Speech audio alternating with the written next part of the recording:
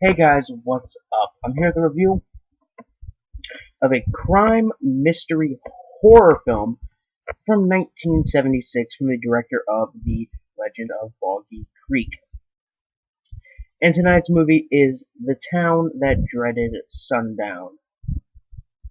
The only reason I'm really covering this movie is because I want to see the original before I see the remake. So yeah.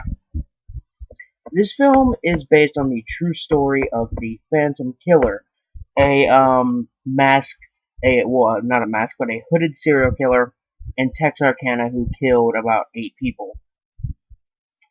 So our film begins with the town in the late 40s and a voiceover explaining things, how it's the end of World War II, how many of the soldiers are coming home, getting married, going to college, getting jobs. I don't know what this has to do with a hooded serial killer, but I guess it's kind of an introduction. So we reach the night of the first murder, with a couple at Makeout Point or Lover's Lane or whatever it's called, the place where you park your car as a teenager and have sex with your girlfriend. So the guy has some trouble getting laid. Before both him and his girlfriend are attacked. They aren't killed, but we get credits and creepy music over it. And then the girl's body is found on the side of the road, she's barely alive, and she's picked up, taken to receive medical treatment. And apparently the boy is still alive, even though we assume automatically he's dead. Um, so they both receive medical treatment, and the deputy alerts dispatch about what happened, about how the guy's still alive, and yada yada yada. And it turns out that the woman had been chewed on, like literally chewed on. Now, while that is kind of demented and really interesting, it just doesn't work here. I don't know how it doesn't work, but I don't feel like it works here. So then the guy manning the phones at the police station kind of threatens someone on the other line, and he gets in trouble. And then I kind of stopped there because the movie was just reaching a certain point. Really, this is more of a completely dramatized kind of documentary than it is a crime or horror film, because the voiceover explains who the victims are, and it gives us the exact nights the killer strikes and everything and all this information that we wouldn't know without a voiceover and without a dramatization. I'm not saying this film is 100% boring, or it's bad. It's just a little hard to review because how the film is set up. Now, I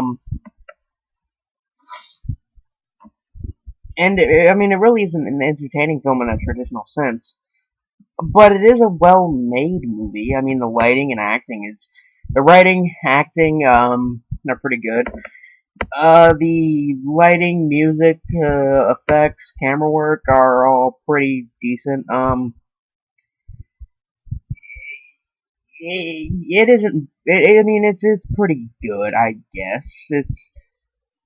It's kind of like how I feel about Helter Skelter or Orzico the Embalmer.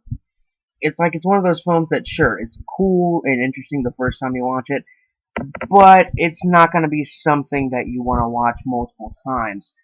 I mean, I think I may watch this movie maybe one other time, and that's really it. I'm really, really debating on whether or not to watch it another time.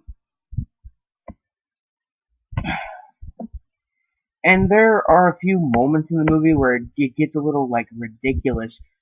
There's a scene where the killer like ties this woman to a tree, and she plays the trombone, and he takes her trombone and starts like acting like he's playing it through his mask.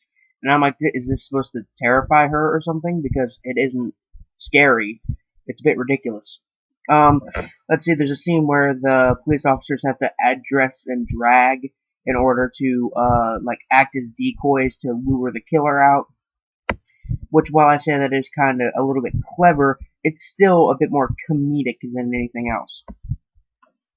And there are many times in the film where it just gets a bit boring.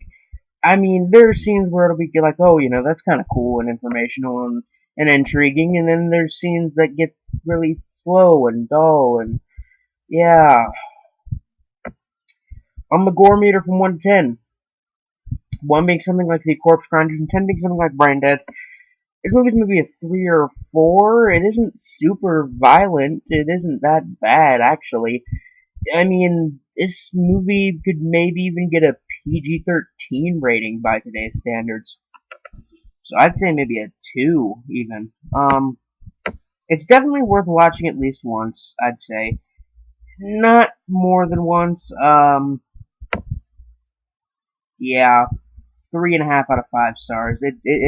I kind of hope that the remake is more of a kind of adaptation of the true story in a like actual adaptation sense, to where it's an actual film about a serial killer in a hood, instead of it being somewhat of a dramatization of the killings with just some comedy thrown in and some characters. Anyway, guys, I'm Biscuit Boo 69 signing off. Peace.